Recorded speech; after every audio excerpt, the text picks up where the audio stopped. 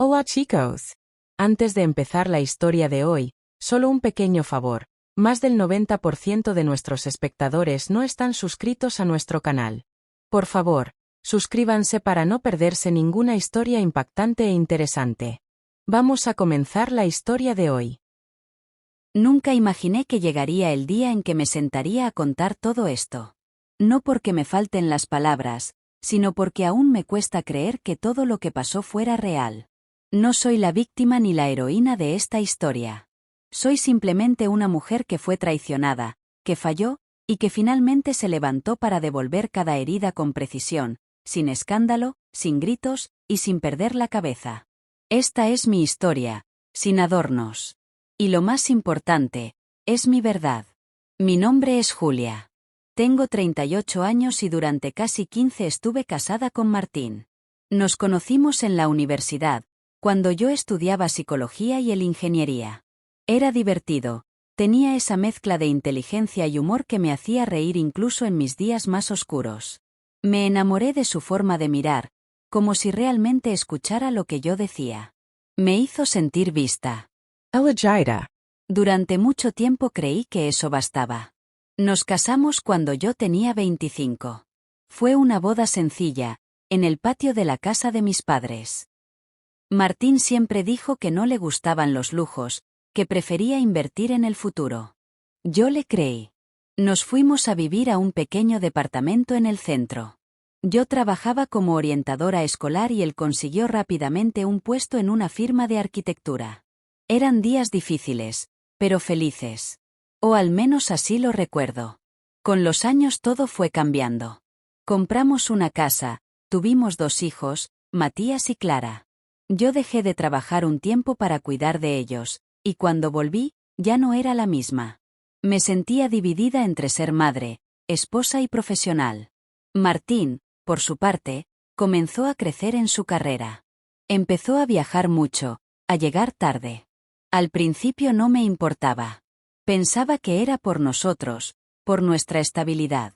Pero luego, los silencios empezaron a pesar más que las palabras. Lo nuestro se volvió monótono. Las conversaciones giraban en torno a los niños, las cuentas, las reparaciones de la casa. Martín se volvió distante. No agresivo, no violento. Solo ausente. No me miraba como antes. Y yo, estúpidamente, empecé a creer que era yo la que había cambiado demasiado, que ya no era atractiva, que me había vuelto invisible. Así que me esforzaba más. Dieta, maquillaje, cenas especiales. Pero nada parecía hacerle volver la mirada hacia mí. Y fue en ese momento de vulnerabilidad, de desesperación emocional, que cometí el error más grande de mi vida. Se llamaba Álvaro. Era padre de uno de los niños del colegio donde yo trabajaba. Viudo amable educado. Al principio solo hablábamos de nuestros hijos. Luego, sobre libros, sobre música, sobre películas que ambos disfrutábamos. Me escuchaba. Me decía que mi voz era cálida, que mi risa era contagiosa. Y yo, hambrienta de afecto, comencé a responderle. Nunca busqué nada. Pero cuando te sientes ignorada por tanto tiempo, hasta el más mínimo gesto parece un salvavidas. Nos vimos varias veces. Solo conversaciones. Caminatas largas después del colegio. Un café escondido. Nunca hubo contacto físico. Pero sí una conexión emocional profunda.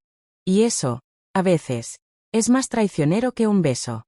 Un día Martín encontró mensajes en mi teléfono. No eran obscenos, ni explícitos. Pero lo suficiente para despertar sus sospechas. No gritó. No hizo una escena. Solo me miró y dijo, ¿quién es Álvaro? Mi mundo se desmoronó. Intenta explicarlo. Le dije que no había pasado nada físico. Que solo hablábamos. Que me sentía sola. Que lo necesitaba a él y no lo tenía. Pero no quiso escuchar. Se encerró en sí mismo. Empezó a dormir en la habitación de invitados. Dejó de hablarme. Me convirtió en una sombra dentro de nuestra propia casa. Yo asumí mi culpa. Pedí perdón. Lloré durante semanas. Corté toda comunicación con Álvaro.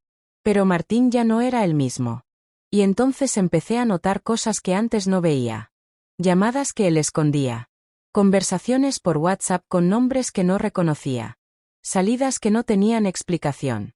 Y fue ahí cuando decidí mirar más de cerca. Y descubrí todo. Martín tenía una relación con su compañera de trabajo desde hacía más de 2 años.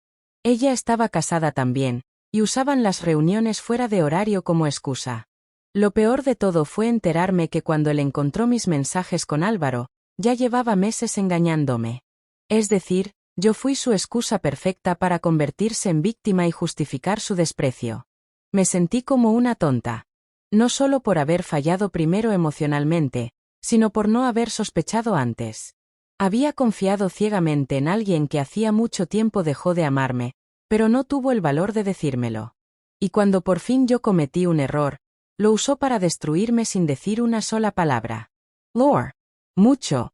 Mi culp. Mi odi. Pero luego, algo dentro de mí se encendió. Una parte que ya no estaba dispuesta a seguir siendo la mujer débil que suplicaba amor. Decidí que si esta historia iba a terminar, lo haría con dignidad. Y con justicia.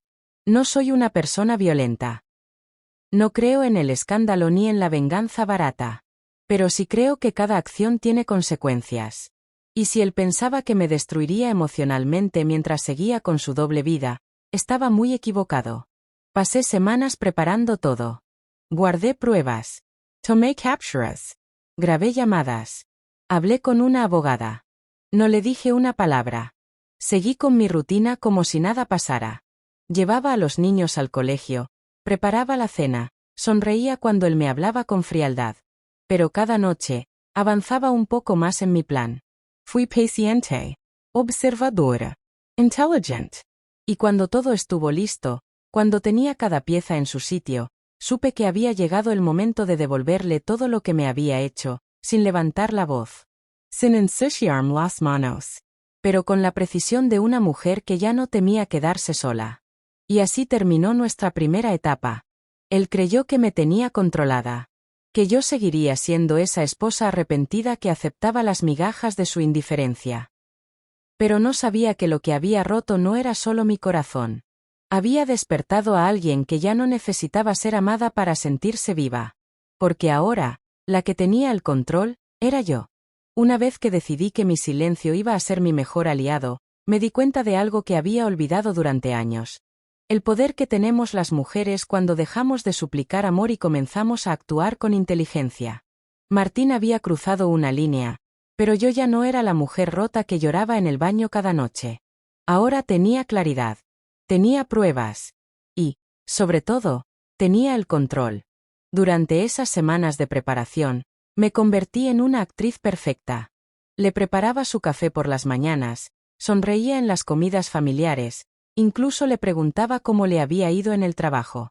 Él, confiado, pensaba que yo lo había perdonado o que simplemente estaba resignada. No sabía que cada gesto mío era calculado. Que mientras él me despreciaba en silencio, yo estaba diseñando su caída, paso a paso. Sabía que confrontarlo directamente solo lograría que negara todo, que me hiciera quedar como la loca resentida. Así que mi estrategia fue distinta. Iba a dejar que él se expusiera solo. Que todo saliera a la luz sin que yo tuviera que gritar. Que la verdad lo alcanzara sin que yo moviera un dedo al final. Primero, hablé con su jefe directo. Una amiga mía trabajaba en recursos humanos de la empresa donde Martín estaba. Le pedí que me ayudara a confirmar ciertos horarios, ciertas reuniones que él decía tener fuera de casa. Ella, en silencio, me envió los registros de entrada y salida, y ahí quedó claro. Muchas veces ni siquiera estaba en la oficina cuando decía que sí. Otras veces, se iba antes con la excusa de compromisos laborales. Y la mayoría de esas ausencias coincidían con los días en que su amante también salía temprano. Luego, hablé con el esposo de la mujer con la que Martín me engañaba. Su nombre era Sergio. No fue una conversación fácil. Nadie quiere escuchar que su pareja está siendo infiel. Pero lo hice con respeto. Le mostré los mensajes, las fotos, las ubicaciones compartidas. Se quedó en silencio por minutos. Luego respiró hondo y dijo, «Gracias por decirme la verdad». Él también decidió jugar su carta. Nos aliamos sin hacerlo evidente. Comenzamos a compartir información, a cruzar datos. Sergio, siendo analista financiero, tenía acceso a ciertas herramientas. Me ayudó a rastrear reservas de hoteles, pagos extraños en cuentas compartidas, gastos con tarjetas que no cuadraban. Todo esto, sin que Martín sospechara nada. Lo más triste es que mientras todo eso sucedía, él seguía creyéndose impune. Seguía saludándome con un beso frío en la frente, como si yo fuera solo parte de los muebles de la casa. Yo fingía, claro, pero también aprovechaba cada momento para recuperar mi fuerza. Me cuidaba más. Empecé a retomar mis hobbies.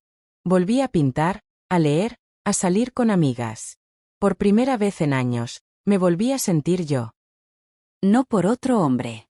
No por venganza. Sino porque redescubrí lo que había perdido en el camino, a mí misma. Y mientras tanto, esperaba el momento justo. No quería precipitarme. No quería arruinar todo por actuar desde la rabia. Así que planifiqué el día perfecto. Y llegó. Era el cumpleaños número 9 de nuestra hija Clara. Martín había prometido llegar temprano para ayudar con la organización. Pero como era de esperarse, envió un mensaje diciendo que se había retrasado por una reunión de último minuto. Yo ya sabía que estaba con ella. De hecho, lo vi con mis propios ojos desde el auto de Sergio, estacionado cerca del restaurante donde se reunían con frecuencia. Los vi entrar tomados de la mano. Rears. Mirarse como nunca me miró a mí en los últimos años. No lloré. Solo asentí. Era la confirmación final de que ya no quedaba nada. Al día siguiente, sin dramas, le pedí a Martín que fuéramos a desayunar fuera. No discutí. No grité. Solo le dije que necesitaba hablar. Accedió, sorprendido por mi tono calmado. Fuimos a una cafetería tranquila, de esas donde solíamos ir en los primeros años. Él pensó que iba a rogarle otra vez. Que tal vez aún había una posibilidad de reconciliación. No sabía lo equivocado que estaba. Le entregué una carpeta. Dentro había copias de todos los registros, capturas de pantalla, extractos bancarios, fotos. Todo, ordenado cronológicamente. Martín palideció. Intentó decir algo, pero lo interrumpí con la misma frialdad con la que él me trató durante meses. Le dije, esto no es una súplica. No es una escena. Es solo un resumen de tu traición. No para que me lo expliques, sino para que sepas que ya no me controlas. Agregué, he hablado con un abogado. Ya está todo en marcha. No te quitaré a tus hijos. Pero tampoco permitiré que sigas fingiendo que esta familia es real. No más. No dijo nada. Solo bajó la mirada. Tal vez por vergüenza. Tal vez por miedo. No lo sé. Pero por primera vez en años, sentí que tenía voz. Que me escuchaba. Que me veía. Porque ya no me temblaban las manos. Las semanas siguientes fueron una tormenta para él. La empresa abrió una investigación interna. Alguien anónimo había enviado una carta con pruebas sobre una relación inapropiada entre compañeros de trabajo durante horario laboral. La amante fue trasladada. Él, suspendido temporalmente. En casa, le pedí que durmiera en el sillón hasta que se mudara. No hubo discusiones. Sabía que no tenía derecho a reclamar nada. Mis hijos, pequeños aún, sabían que algo pasaba. Pero fui cuidadosa. Nunca hablé mal de su padre frente a ellos. No porque lo mereciera, sino porque ellos no merecían cargar con nuestra historia. Con el tiempo, Martín se fue del todo. Intentó disculparse. Enviarme flores. Cartas. Pero ya era tarde. El amor no muere de golpe. Se va desangrando poco a poco. Y en mi caso, ya no quedaba ni una gota. Álvaro, por su parte, había desaparecido por completo. Nunca más hablamos. No lo culpé. Ambos fuimos parte de un error. Pero yo aprendí que buscar fuera lo que falta dentro nunca es la solución. Que la verdadera traición no es un mensaje, sino una acumulación de silencios, desprecios y ausencias. Mi venganza fue no perder la cabeza. No humillarme. No convertirme en lo que él esperaba. Mi venganza fue levantarme sin arrastrarme. Recuperar mi voz. Hacer que enfrentara las consecuencias de sus actos sin que yo tuviera que ensuciarme. Porque a veces, La justicia no llega gritando. Llega en silencio, con elegancia. Y cuando lo hace, es implacable. Después de que Martín se fue de la casa, hubo una calma extraña. No me sentía feliz, pero sí en paz. Durante tanto tiempo había vivido con la sensación constante de ser poco, de ser invisible, de no tener espacio ni voz en mi propia vida. Y ahora, aunque me quedaba un largo camino por recorrer, ya no era la misma mujer que lloraba en silencio cada noche esperando una caricia que nunca llegaba. Los primeros días fueron difíciles, no lo niego. Mis hijos preguntaban por él, sobre todo Clara, que aún no entendía del todo lo que estaba pasando. Yo les respondía con la mayor honestidad que podía ofrecerles sin lastimarlos. Papá y yo ya no vivimos juntos, pero los amamos igual. Nunca les hablé mal de su padre. No porque no lo mereciera, sino porque ellos merecían una madre que no transmitiera su dolor como veneno. Martín intentó reconstruir su imagen, sobre todo frente a los niños. Aparecía con regalos, fingía sonrisas, prometía cosas que rara vez cumplía. Yo lo observaba desde lejos. Ya no me dolía. Me daba pena. Su caída había sido silenciosa, pero brutal. Su reputación profesional se había manchado. La empresa lo trasladó a una sucursal menor, lejos de la ciudad. Su amante, después del escándalo, pidió licencia médica y luego se supo que su esposo, Sergio, había iniciado el proceso de divorcio, llevándose una parte considerable de sus bienes. Yo no tuve que tocar un solo cabello de nadie. Solo hice que la verdad saliera a la superficie. Y una vez que eso pasó, todo lo demás se derrumbó como fichas de dominó. Mientras tanto, yo reconstruía mi vida. Paso a paso. Vendí la casa donde habíamos vivido. No por odio, sino porque necesitaba empezar en otro lugar. Con lo que obtuve, compré un pequeño pero acogedor departamento cerca del trabajo. Mis hijos se adaptaron rápido. Yo volví a mi consulta psicológica privada. Empecé a ayudar a otras mujeres que, como yo, se sentían atrapadas en relaciones rotas. Mi dolor se convirtió en fuerza. Y esa fuerza, en propósito.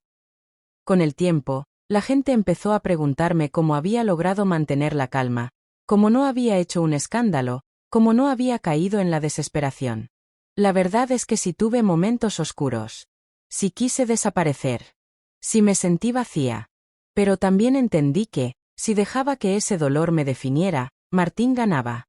Y yo no iba a dejar que él ganara nada más. Un día, muchos meses después, él me pidió hablar. Quería cerrar heridas, según sus palabras. Acepté, no porque quisiera escucharlo, sino porque ya no me afectaba. Nos vimos en una cafetería. Él llegó con una expresión que mezclaba culpa, cansancio y algo de orgullo roto. Me habló de su nueva vida, de cómo nada le había salido como esperaba. Me dijo que nunca quiso hacerme daño. Que todo se le había ido de las manos. Que aún me admiraba por cómo llevé todo. Lo escuché con atención. No porque me interesara lo que decía, sino porque me sirvió como confirmación. Yo había ganado. No en el sentido infantil de una competencia, sino en el sentido profundo de haber sanado sin arrastrarme, de haber sobrevivido sin convertirme en monstruo. Le dije que ya no sentía nada. Ni odio, ni amor. Solo una lejana gratitud. Porque gracias a su traición, yo había despertado. Me había encontrado. Había entendido que no necesitaba que alguien me eligiera para sentirme valiosa. Me despedí con un apretón de manos. No hubo lágrimas. No hubo reconciliación. Solo cierre. Y ese fue el final que él nunca esperó. Porque las personas como Martín viven de controlar. Y yo ya no era controlable. Pasaron 2 años desde entonces. Hoy mi vida es distinta. No perfecta, pero mía. Mis hijos están bien, crecen con amor, con límites, y con la verdad como base. He aprendido a reír otra vez, a confiar, a mirar el futuro sin miedo. Ya no necesito que nadie me mire para sentirme vista. Me miro a mí misma cada mañana al espejo y reconozco a una mujer que atravesó el fuego y no se quemó. Solo cambió de forma. A veces pienso en Álvaro, en lo que pudo haber sido. Pero no con tristeza, sino con madurez. Lo que viví con él fue un error, sí, Pero también fue un síntoma de lo rota que estaba. No era amor, era refugio. Y los refugios son temporales. Hoy no busco venganza. Ya no. La verdadera venganza fue reconstruirme sin perderme. Fue demostrar que una mujer no necesita gritar para que la escuchen. Que puede ser elegante, firme y justa incluso en medio del dolor más profundo. Y si alguna vez Martín recuerda esta historia, quiero que sepa algo, no lo destruí, se destruyó solo. Yo solo puse un espejo frente a él. Y ese reflejo fue lo que finalmente lo hizo caer. Mi historia no es de amor. Es de redención. De fuerza. De una mujer que tocó fondo, pero decidió salir nadando sin hundir a nadie más. De una madre que protegió a sus hijos sin usar el odio como escudo. De una persona que entendió que el mayor triunfo no es ganar la guerra, sino salir de ella intacta. Así terminó todo. Sin gritos, sin venganza vulgar. Solo con justicia. Y con libertad. Porque al final, lo único que realmente quería, era volver a respirar. Y lo logré.